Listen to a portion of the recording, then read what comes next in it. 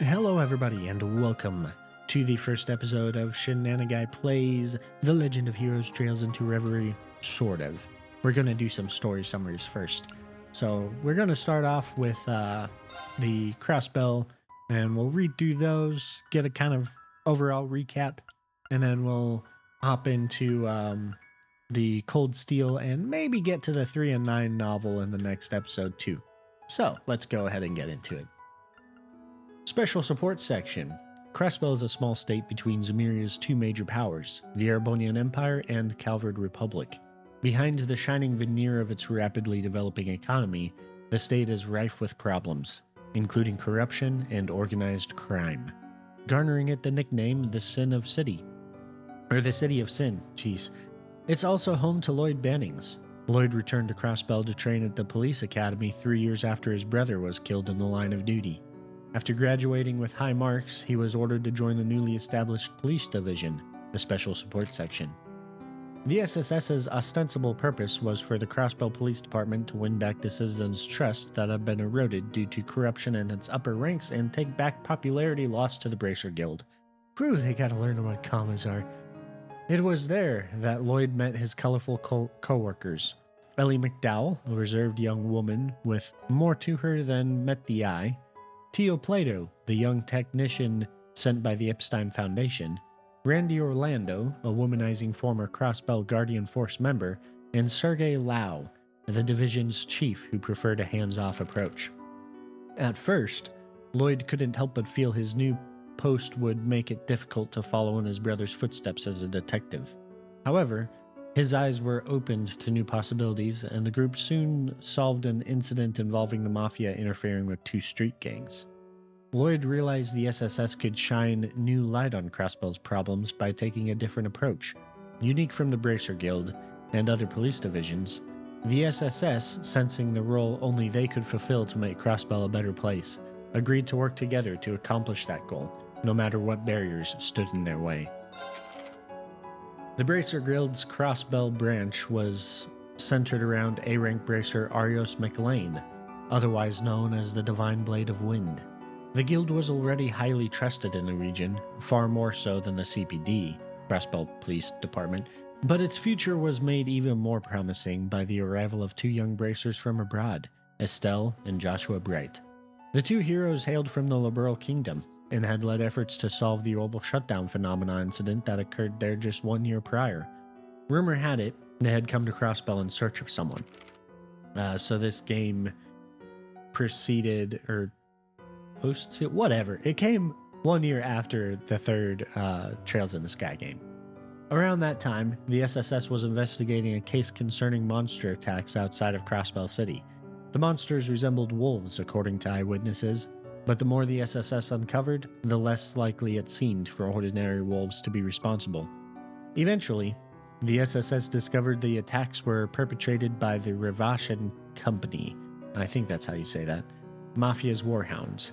Zeit, the leader of the wolves who stood accused of the attacks, arrived to help the SSS defeat the true criminals. Soon after, Zeit appeared at the SSS building, making himself at home and offering his aid to the still immature police squad. Chief Sergei had him officially registered as a police dog, making Zeit the newest member of the Special Support Section. The SSS was then contacted by Risha Mal, the co-star of Arkanseal's famed Ilya Platir. Risha said someone named Yin had sent a letter to the theater troupe, threatening to target Ilya if production of their newest show, Golden Sun, Silver Moon, wasn't ceased. Ravash once again was the first suspect, but new information caused the SSS to reconsider. They learned from neighborhood lawyer Ian Grimwood that Yin was the name of a legendary Xiang Shao, I think that's how you say that, an assassin hailing from Calvard's eastern quarter with likely ties to the famous Eastern Syndicate, Heiyue. However, there was no motive as to why a legendary assassin would want to interfere with a performance. The SSS's investigation seemed at an impasse. It was then that Mayor McDowell's secretary, Ernest Reus, came to visit Ellie. He urged Ellie to quit the police and help her grandfather, the mayor, instead. Ellie revealed that she'd joined the CPD to better understand her home so that she too might one day run for office. With Lloyd's support, she cast her doubt aside and resolved to remain with the SSS and continue investigating the threat letter case. The SSS was finally able to locate Yin with the help of the influential CEO of the international banker Crossbell, Dieter Kreuss, and the young runaway hacker, Yona Sacred. Much to their shock, however, Yin denied being the sender of the threat letter and instead made a request of their own to find the true culprit and apprehend them. The SSS chose to back up the CPD 1st Division's security efforts on the opening night of Arkansas's new show. There, they uncovered the true mastermind they were after, Ernest. He had sent the threat letter to create a diversion while plotting to assassinate the mayor. Fortunately, the SSS managed to stop Ernest before he finished the deed. But the case was left with many unsolved mysteries, such as why Ernest went to such lengths to kill Mayor McDowell and the origin of the superhuman strength he showed when resisting arrest. Mayor McDowell urged Ellie to continue her police work and not worry over him as he took time away from his office to recover. Meanwhile, Yin met with Heiwei's Xiao Li. I don't remember how you say that. I want to say it's Sao Li. I think that's how you say that. Anyway, to discuss the incident, but quickly excused himself. Sao pondered that what could be so urgent as Yin is seen running along the rooftops toward the entertainment district. Jeez, I am struggling already. The SSS was tasked with its busiest week yet, as Crossbell State celebrated the 70th anniversary of its founding with a 5-day festival. The second day had them search for St. Ursula Hospital's doctor. I don't remember how to say his name. Joachim Gunther? I don't know. Who wandered off to fish. Soon after, the SSS was summoned back to the city to settle a dispute between the local street gangs once more. Following an exciting afternoon, the SSS learned of an event called the Schwarz Auction from Estelle and Joshua. The name referred to a secret black market auction that had held each year during the anniversary festival, and it was said to be attended by Crossbell's highest-ranking politicians and elite. Naturally, that made interfering with the auction taboo among the police and Crossbellian underworld. Even Chief Sergei, who had never stopped the SSS from meddling with Ravache before, warned them to stay away from the auction, or else the division's days could become numbered. The SSS, frustrated by their chief's orders, continued to work through their support requests. On the festival's 4th day, they were tasked with searching for the missing son of Harold Hayworth, a local trader, which led them to working with an enigmatic girl named Ren. Remember Ren? Ren was none other than the infamous hacker Kitty that had been plaguing the Orbital net of late, and using her skills, the SSS located and rescued Colin Hayworth. Lloyd soon realized the connection Ren shared with the Hayworths, and that she had come to Crossbell to observe the parents she loathed for abandoning her. Her backstory is extremely depressing, to the point it even got censored by, some government. Like, getting the full story is kind of hard. Anyway, however, as Ren hid in Lloyd's room and heard Harold tell the SSS the full story of how he and his wife lost their daughter, she realized they never abandoned her at all. Later that night, the SSS learned from Estelle and Joshua that Ren once belonged to the Society of Ouroboros. The Bracers explained they had come to Crossbell in search of Ren, hoping to welcome her into their family, and were disappointed to learn that they just missed her once again. Afterward, the two teams went out to dinner and bonded as the SSS was told the details of the previous year's liberal incident. The following morning, the SSS received a letter from Ren, and with it, a token of her appreciation, an authentic invitation to the Schwarz auction taking place on the last night of the festival. The opportunity was too good to pass up. The team resolved to attend the auction, which was being held at the mansion of Speaker Hartman, the head of the Crossbell Diet and only politician in the state as powerful as Mayor McDowell.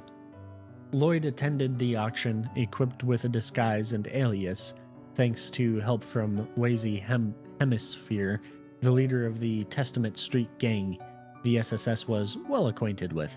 Once inside, he ran into Maribel Preuss, the daughter of Dieter, and best friend to Ellie. She was there to bid on a doll from Rosenberg's studio, a local maker of highly sought-after antique dolls. Yin, who'd also come to investigate the auction, warned there was an explosive surprise among the auction's stock. In the back room, Lloyd found something else contained inside the Rosenberg doll's trunk, a living, breathing little girl who could only remember her name, Kia. Lloyd acted fast, believing Kia to be a victim of human trafficking. However, Ravache didn't make escaping easy, as the threat Hayaway posed had led the auction to being heavily guarded. Nearly home free, the SSS was cornered by the Mafia's commander and former Jaeger, Garcia Rossi. Rossi discerned Randy was actually the son of the war god, the heir to the Red Constellation Jaeger Corps. Just as Randy was ready to use the ruthless strength he'd been hiding, Chief Sergei arrived in the nick of time to help the SSS and Kia make their escape. The SSS suspended operations in the week that followed, as the mess of the auction was sorted out behind closed doors. Ravache claimed to have no knowledge that a human was among the auction stock and cut a deal with the police's brass to overlook the SSS's interference with the auction to avoid human trafficking charges and possible intervention from the Bratian Guild. Meanwhile, the SSS spent their week off growing close to Kia, becoming like one big happy family almost instantly. However, Kia's continued amnesia made it difficult to ascertain where she came from and whether she had a home to return to. The SSS knew they couldn't realistically look after a child of unknown origins forever, but no amount of police or guild investigation had produced any leads. Estelle and Joshua proposed the SSS try consulting the Septian Church, theorizing that they may be able to help if the cause of Kia's amnesia were psychological. There was a point in, I don't remember which game, but in the Trails in the Sky games, there's a point where I think it was the second one, but anyway, there's a point where somebody in the church was actually able to cure like amnesia type stuff. So yeah, Crossbell's Cathedral's sister Marble used thaumaturgy to help Kia recover some abstract memories of her past, but no more. She suggested the problem may lie in Kia's nervous system, which led the SSS turning to Dr. Gunter, a specialist in neurology. However, he told them Kia would need to be admitted to the hospital for an extended period of time, something Kia staunchly refused. Behind the scenes, Ravache licked its wounds from the shame brought on by the Schwarz auction's failure and feared further advancements by Hayaway. The company's president and Don to the Mafia, Marconi, decided it was time to rely on a dangerous ally to turn the organization's fortunes around, despite Garcia's protests. A month passed since Kia went to live with the SSS. One day, they received a visit from the Crossbellian Guardian Force's Noel Seeker, who turned to them for help with an investigation into the Moon Temple ruins situated in the mine's mountains. Afterward, they learned that one of the mine's miners, Gantz, left to gamble in Crossbell City weeks ago but never returned. Parting ways with Noel, the SSS found Gantz at one of the entertainment district hotels. He'd been on the uncharacteristic lucky streak of belligerently refused to return to the village. In the days that followed, the SSS heard reports of people going missing throughout the city, and of unnaturally strong Ravache members attacking Hayaway's office. Gantz had finally met his match in the form of Lecter Ariandel, a quirky Erebonian in Crossbell on vacation. After Gantz had a mental breakdown, the SSS found mysterious blue pills in his possession. Between Gantz's uncanny gambling luck and the superhuman strength allegedly displayed by the Mafia, they began making connections between the mysterious drug and the strange incidents occurring. The First Division was under pressure from top brass to not investigate the incidents, so its ace detective, Alex Dudley, instead entrusted the SSS to follow up on the pills. They did so by handing them over to Dr. Gunter for analysis, but not before hearing an unsettling story. The effects were allegedly similar to a drug known as Gnosis, produced years ago by the cult named DG, a story which seemed to turn Tio pale. That night, Tio explained her traumatic past, how she was forced into the DG cult's inhuman experiments before being rescued by Lloyd's brother, and that, as a result, she'd gained unnaturally sharp senses. The SSS received word that all of Ravash's members had disappeared as they waited for the results of the drug's analysis. Alongside Dudley, they took this opportunity to infiltrate the Mafia's base and investigate. Once in the Don's office, the SSS and Dudley found a shipping list for Gnosis, confirming that Ravash played a part in its latest distribution. Also hidden inside a chest in the back was a stunning surprise: Guy Banning's CPD badge that had been missing since the time of his still unsolved murder. Guy Banning's is Lloyd's brother. Later that same day, the SSS was left in suspense as they had still yet to hear back from the analysis of the blue pills. Worse yet, they were unable to contact Dr. Gunter or anyone else at the hospital. Fearing the worst, the SSS left for St. Ursula as the sun was setting, hearing along the way that Gunter had also been Ernest Rios' physician before his sudden mental breakdown months prior. When they arrived at the hospital, they found Ravash's henchmen acting as though they were otherworldly fiends. After defeating the one standing guard, Yin arrived, willing to aid the SSS on their mission. Once in Gunter's office, they were attacked by Ernest, clearly under Gnosis's influence. After he was defeated, they began going through the documents Gunter left behind, finding evidence of DG's human experiments, including on Ren and Tio. Also, among the files was a photo of Kia slumbering inside a mysterious cradle-like sphere. Suddenly, Ren appeared and told them Kia was the key to everything happening. After returning to the city, the SSS was attacked by the CGF, who were being controlled just like the Mafia, Crossbell Guardian Force, which, with the help of Dieter and Mariobel, the SSS and Kia took refuge in the IBC building. However, Gunter, through one of his puppets, urged them to hand Kia over. The SSS resolved to take the fight to Gunter directly, left for his newly discovered hiding place, the Sun Fort Ruins. There, they met up with Estelle and Joshua and charged their way inside. In the fort's furthest depths, they found Gunter and the altar shown in the photo of Kia. Gunter further denounced the existence of Eidos and explained that DG worshipped Kia, calling her the divine child. Gunter further explained that Gnosis was a means by which to achieve true wisdom, and that Kia had slumbered for 500 years. Gunter, stopping at nothing to live out his delusions, turned himself into a demon by consuming the highly potent red Gnosis. The heroes fought back but were unable to overcome the strength Gunter's demonized form afforded him. Thanks to being rescued by Ren, the heroes found the opening they needed. Gunter was defeated, but his power was too much for even him to handle, causing him to disintegrate after the battle. Gunter, in his dying words, claimed that Gnosis allowed him to see the truth of the world and the inevitable fate coming for Crossbell.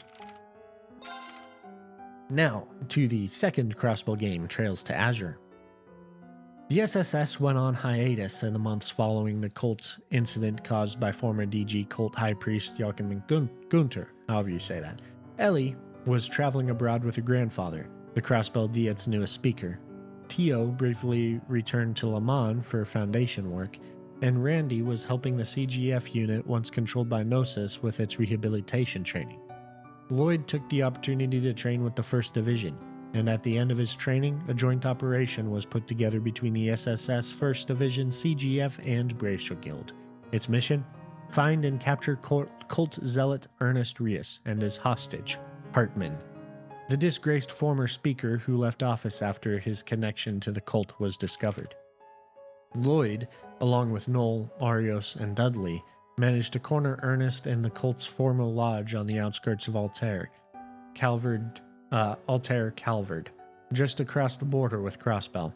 Ernest explained he fled to the lodge to make use of the spirit veins that ran below it and achieve wisdom that eluded even Gunter. After demonizing just as Gunter did, Ernest began showing similar signs of self-destruction. leading Lloyd to evoke Ellie and Speaker McDowell's names in the hope of bringing him back from the brink. Ernest managed to return to normal and fall unconscious after a sudden appearance by the Grossritter's Kevin Graham. Lloyd and company thanked Kevin for his assistance and parted ways in Altair. As Noel and Lloyd rode the train back home, they discussed the changes Crossbell had gone through under the surface since the cult incident a few months prior. With Ravash gone, control of the criminal underworld was up for grabs, and Hayaway was poised to become stronger than ever. The new mayor of Crossbell, Theodor Kreuss, seemed to have high expectations of the SSS in tackling the challenges to come. The following day, the SSS officially resumed activities with Lloyd, Ellie, who'd just returned, and its two newest members, Noel and Wazy. Better yet, the SSS now had an orbital car to make use of thanks to Mayor Kreuss, which they tested out by picking Kia up from her Sunday school class. The new car, model XD78 manufactured by Zeiss Central Factory, would allow the SSS to respond to requests on the state's outskirts much more easily. But before handling one such request, Wazy was challenged to a duel by his old rival, Wald Wales, who was discontent with Wazy's decision to join the police and leave the downtown district. After Wazy dispatched Wald, the four arrived in mines to investigate a strange phenomenon occurring in an abandoned mine.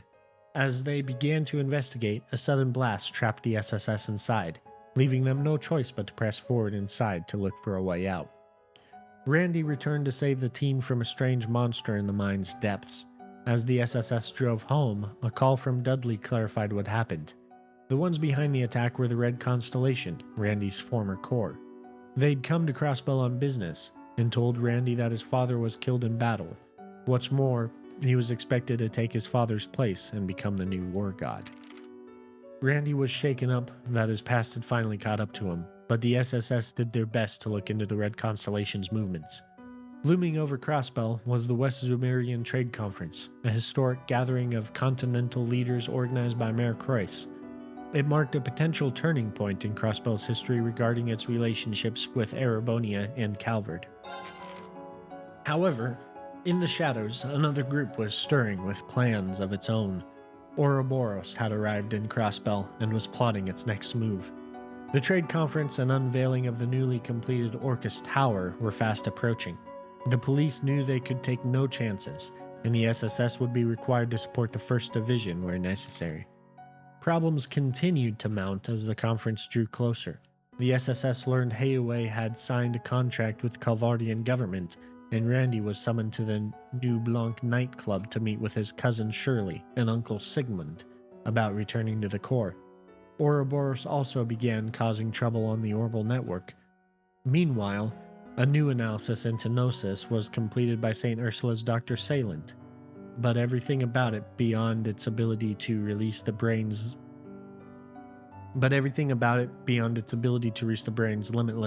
limiters couldn't be explained by biochemistry. Gnosis remained a mystery, especially its red variant's demonization ability. The evening before the conference, the SSS was summoned to Crossbell Airport and invited aboard Liberal's high-speed cruiser, the Arcel, to meet Crown Princess Claudia and Erebonia's Prince Oliver. Having heard of the SSS through their good friends Estelle and Joshua, the prince and princess asked for a meeting to give them crucial information. The SSS was told of the problems that were plaguing Erebonia and Calvard at the time. Namely, each country was dealing with terrorist threats targeting its two heads of state, the Empire's Chancellor Osborne and the Republic's President Rocksmith. Later that night, the team was contacted by Yona, who told them a hacker had been running amok on the network and was using his old terminal in the geoframe. Dudley, having overheard the situation, insisted on tagging along to cover all bases before the conference. The team investigated the geoframe B sector, but played right into the hacker's trap and were locked in a fiery room set to explode. Just then Tio appeared, having just returned from Le Mans and freed them. With her arrival, the SSS, both old and new, was finally fully assembled. The West Zumeria Trade Conference finally came, and Dudley agreed to add the SSS to the tower's security detail. Tensions were high, and everyone was praying the day would end without incident. But it was only a matter of time. Those prayers fell on deaf ears. Anti-air defenses at the borders were sabotaged, and the tower soon was under fire from terrorist gunships. Security thwarted the attack, but the terrorists escaped before being caught by Erebonian Calvert's hired muscle. The Red Constellation killed the Erebonian terrorists on sight, per Osborne's orders. Osborne and Rocksmith had anticipated the attack, and used it to further criticize Crossbell's security failings. They proposed that the Imperial and Republican armies be stationed at Crossbell's border gates, and the CGF be heavily scaled back. Mayor Croix had a shocking proposal of his own, however. He pleaded with everyone attending the conference that it was high time that Crossbell became an independent state. Support for Crossbell becoming independent began swelling among the public in the weeks following the trade conference's stunning conclusion. Meanwhile, the SSS took a couple days off, still recovering from the shocking events surrounding the Red Constellation and Erebonian terrorists they witnessed. Maribel invited them to Michelin, where they could enjoy a brief respite at the newly opened lakeside beach and at Michelin Wonderland. To their surprise, however, Maribel also took the liberty to invite some of the SSS's closest friends: Noel's sister Fran, Lloyd's stand-in sister Cecil, Ilya, Risha, and Arkanseal's newest member, Sully. Everyone washed away their woes at the beach and theme park before attending a dinner party hosted by Mayor Croix. There, Dieter shared his views on justice and Crossbell's independence with the attendees and stressed how important they each were to Crossbell's future. Back at the hotel, Lloyd had a moonlit walk with Risha about her struggles, and she opened up about the burden of accepting her family's legacy versus remaining with Arkanseal. Kia went missing later that night, leading the SSS to investigate the park and clash with the Society's Enforcer No. 0, Campanella the Fool. After a brief dust-up, the SSS found Kia staring blankly at the park's castle of mirrors, unable to recall when or why she had left Lloyd's bed. As they sailed back home, everyone's minds weighed heavy with the reminder of the evil that was still lurking in the shadows. Meanwhile, having finally spotted the chance to speak with Kia alone, Maribel pounced on the opportunity to tell her that she knew of a solution to Kia's problems. A public referendum on state independence was drawing near, as was the debut of Arkanseal's Golden Sun Silver Moon Encore. The SSS was back to work and had its hands full following up on reports of mysterious monsters known as cryptids, the same kind of creature they encountered in the abandoned mine months prior. In doing so, they discovered a mysterious blue flower and connected it to the cryptids appearing. After consulting Rhys Argent, a Grelsritter member on an undercover mission, they identified it as Pleroma grass, a flower from the church's Apocrypha and the key ingredient to Gnosis. The SSS then paid Rosenberg's studio a visit, home to Meister Georg Rosenberg, a member of Ouroboros and leader of one of its 13 factories. I think that's Jorg. Jorg denied any connection between the Society and the DG cult, but confirmed the name attached to Ouroboros' current plan, the Phantasmal Blaze Plan. Shortly after, a train derailment incident caused the team to track a large monster into the Nox Forest. However, the culprit behind the derailment was no ordinary monster. It was Wald, who had taken Gnosis to demonize and gain what he believed to be true power. Wald disappeared into the forest after the battle, causing the SSS to return to the city and fruitlessly ask around Wald's old hangouts for news on his potential whereabouts. Later, their efforts to locate two missing bracers led them to the Lake Elm wetlands, where they found abundantly blooming Pleroma grass and Yin, who had come to investigate as well. In the wetlands depths, they encountered Campanella again, this time accompanied by Ouroboros' sixth Anguish, Professor F. Novartis, and seventh Anguish Aryenrode, the Steel Maiden. The SSS was powerless in the face of Aryenrode's inhuman strength, and Yin's mask was destroyed, revealing the face of none other than Risha Mao. Ouroboros escaped, and Risha excused herself. Without a moment's rest, the SSS was contacted by Dudley, who said the red constellation had vanished from Crossbell City completely. However, it wasn't long before the Jaegers re-emerged, occupying Mine's mining village and attacking the CGF on the mountain path. Randy retrieved his old Jaeger weapon, Berserker, and left for the mountain path, deciding to take matters into his own hands. The SSS left to find Randy once they discovered he was missing. After a clash with Shirley, Lloyd confronted Randy and scolded him for acting so recklessly, saying his teammates will forgive him even if he can't forgive himself for what he did as a Jaeger. But no sooner had they liberated Mines, they were greeted by the sight of Crossbell City aflame in the distance. Mines was a diversion, and the Red Constellation's true target was the city. They set it on fire, gravely wounded Ilya Platir, and bombed key facilities one after another, including the police station and Hayway's office. Sal wondered just who they were working for this time. The SSS did their best to stop Sigmund, but the IBC building was destroyed and the perpetrators escaped. In the aftermath, Crossbell suspected Erebonia was behind the attack. The SSS did everything they could to return normalcy to the city, but it wasn't long before Noel decided to return to the CGF to help their depleted numbers. The referendum was held, and the public voted overwhelmingly in favor of independence. The following week, the IBC froze Imperial and Republican assets, and Dieter declared the establishment of the independent state of Crossbell, naming himself as its first president. The CGS was reorganized into the Crossbell Defense Force, with Arios named as the Secretary of Defense following his sudden resignation from the Guild. The SSS minus Wazy, who was mysteriously missing, then met with Kilika, Roran, and Lecter, each representing the major powers' intelligence agencies. Lloyd began to suspect that Dieter had orchestrated the raid all along. Just then, a frantic Cecily called Lloyd, saying that Arios had come to the SSS building and taken Kia to Michelin. The SSS quickly returned, only to find the theme park abandoned and the castle mirrors surrounded by an eerie light as the bell atop tolled. The higher elements were active within the castle, and deep inside, Arios had taken Kia to a secret space behind the mirror on the top floor.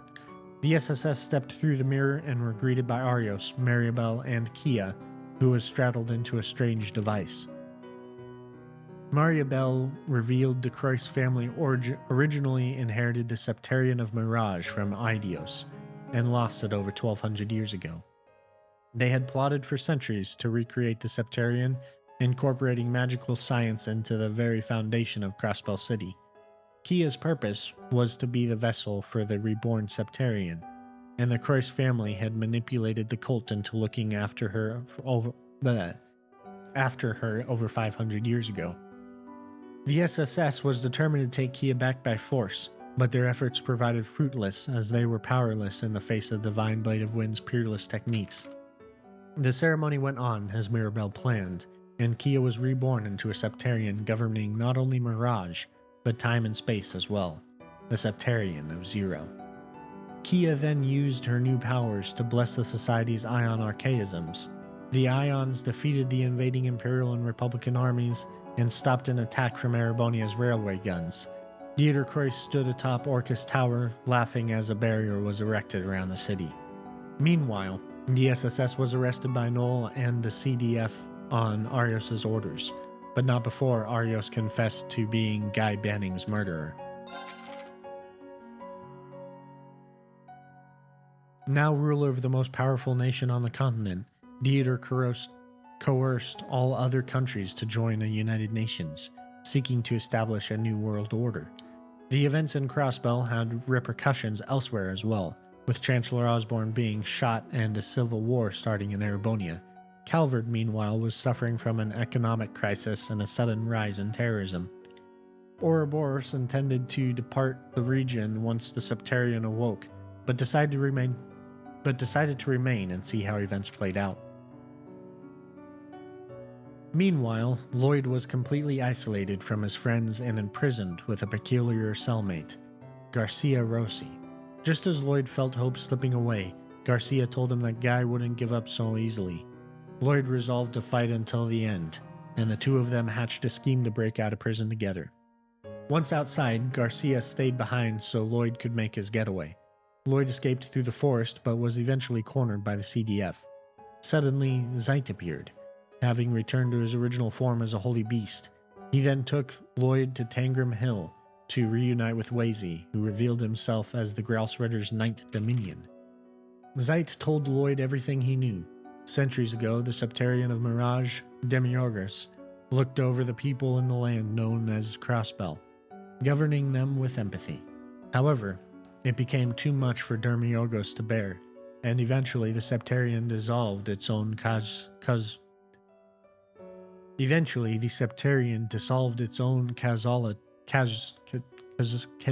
causality, man, I'm having a hard time saying that word, disappearing from the world. Lloyd's feelings toward Kia hadn't changed. Even knowing she was a homunculus created by the Christ family, he realized the same fate that befell Demiurgus could happen to Kia, so he agreed to work with Wazy and the church. They boarded Wazy's ship, a Merkaba, and planned to reunite with the others and infiltrate the city. One by one, Lloyd reunited with his friends. Tio, who had been isolated at St. Ursula Hospital, Risha, who had joined forces with Heiwei to fight the Red Constellation, Randy, who was working with CGF resistance members in the mines area. Even Noel, who was still torn between her sense of justice and duty as a soldier, rejoined the SSS after a duel with Lloyd. The SSS was officially reunited once more following the team's mission to restore Michelin to Free Speaker McDowell and Nellie. Soon after, Jorg contacted the SSS and confirmed the only way to drop the barrier surrounding Crossbell City was to stop the resonance of the bells at the Moon Temple and Stargazer's Tower. However, standing in their way were Campanella and Arian Road. It proved difficult, especially challenging the Steel Maiden, but the SSS eventually was able to stop the two bells and drop the barrier. The path to take back Kia was finally open. With the barrier down, the SSS devised a plan to infiltrate the city with the Grouse Ritter, Heiwei, CGF, and Zeit's Wolves. Once inside, they reunited with the police members who were staging resistance of their own. Dudley agreed to the SSS being the infiltration team to storm Orcus Tower and arrest Dieter so long as he got to come with. But first, the team was beckoned to Crossbell Station by Kilika and Lecter. They theorized there had to be a puppet master behind Crossbell's independence, and it was all too much for Dieter to pull off with only his skills. Once inside Orcus Tower, the SSS saw its inner workings and how the Christ family incorporated magical science into its design. Eventually, they made it to the rooftop and confronted Dieter, who had one of the ions by his side. He told them everything he'd done was in the name of his sense of justice, and after gathering mana and fusing with the ion itself, challenged the SSS to a battle to decide whose sense of justice was correct. Their battle met with a surprising conclusion, as the ion Dieter was piloting abruptly ran out of power, much to his dismay. Novartis then appeared to collect the ion, saying the terms of the deal had changed, as agreed to by Mirabelle. Dieter was furious to learn of his daughter's betrayal when suddenly projections of his once allies appeared, along with the true mastermind, Ian Grimwood. Ian was the puppet master behind what they called the Azure Zero project, and had been manipulating Dieter without him realizing it.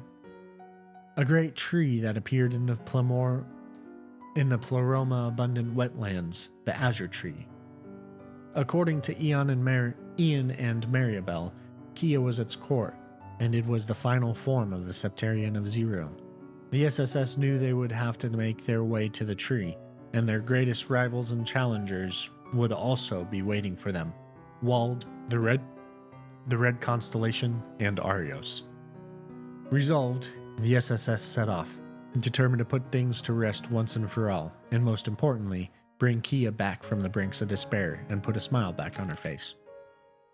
As they climbed the Azure Tree, Wazy finally settled the score between Wald. Risha, strengthened by the bonds she'd made in Crossbell, overcame Shirley, and did so without exacting revenge, and Randy finally put the past to rest and moved on from the Red Constellation by defeating Sigmund. The SSS even overcame their greatest rival in Arios and forced the truth out of him. Arios confirmed he and Mirabelle were the ones responsible for Kia bannings at the Schwarz auction. More importantly, he blamed himself for Guy's death, but it was Ian who pulled the trigger. All that remained was to stop Ian and Mirabelle, and then take back Kia. Ian elucidated the Azure Zero Project's goal was to create a paradise without conflict by making the Septarian the arbiter of all of space and time. It could alter the past and spare those who were killed, such as Ian and Arios' families. It could even create a world where Erebonia and Calvert are subservient to Crossbell. Mirabelle explained Kia cooperated of her own free will, and causality had been rewritten once before. Kia changed the cult incident's events by bringing the SSS closer to Estella and Joshua, leading to their teaming that night. In turn, Ren came to save her friends, which allowed the SSS to survive fighting Gunter rather than die, as they should have. Lloyd rejected their reasoning, saying that undoing the past to negate hardship was the same as stealing humanity's potential for growth and denying their efforts to overcome strife. Hearing Lloyd's words and plagued by guilt, Ian chose to step down from the project, but the Croix family's millennia-long delusion was too ingrained into Mirabelle. She struck Ian down on the spot. Mirabelle then took great pleasure telling the SSS that everyone's unconditional love for Kia was nothing more than her unconsciously manipulating causality. Kia begged her to stop, but Mirabelle continued, saying that it was befitting that an artificial girl only be given artificial love. The thought of manipulating her loved ones was too much for Kia to bear, so she closed her heart off, causing her to fuse with the Azure Tree to become the Azure Demiurgos, much to Mirabelle's delight. Disinterested in what Mirabelle had to say, the SSS charged in, determined to break through the monstrosity that appeared before them and rescue Kia. But even once the Azure Demiurgos was defeated, Kia's heart remained closed and she was on the verge of dissolving her own causality, just as a Septarian of Mirage had. Lloyd ran into the void where Kia stood and entered the world of Zero, a place where all possible outcomes lie. There, he met his older brother Guy. Despite knowing there existed a world where he and his brother could be together, Lloyd said goodbye, staying true to the path he and his friends chose. With Guy's encouragement, he was then able to locate Kia in the darkness of the world of Ein Sof. Lloyd reassured Kia that unconditional love was a natural thing, and that regardless of how it happened, nothing was going to change how they felt about her. Kia finally reverted to her original form and cried in Lloyd's arms as he picked her up to return to the real world. In the aftermath of the Azure Tree incident, Mirabelle accepted an offer to join Ouroboros as its new third Anguis, while Dieter and Ian both went to prison. Without the Septarian's power to protect it, Crossbell was quickly occupied by Erebonia and Chancellor Osborne, who survived his assassination attempt and returned to win the Erebonian Civil War. Thus, Crossbell began a long winter under Imperial rule. However, Lloyd and his friends remained resolved in the path they chose, and never relented. No matter how many ordeals they faced or barriers they had to overcome, after 2 long years, Crossbell was finally poised to regain its freedom once more. And that is the recap of the Crossbell arc. So that's going to be probably one video, and then next time we will do a recap of the Trails of Cold Steel arc. So until then, I will see you all then. Goodbye for now.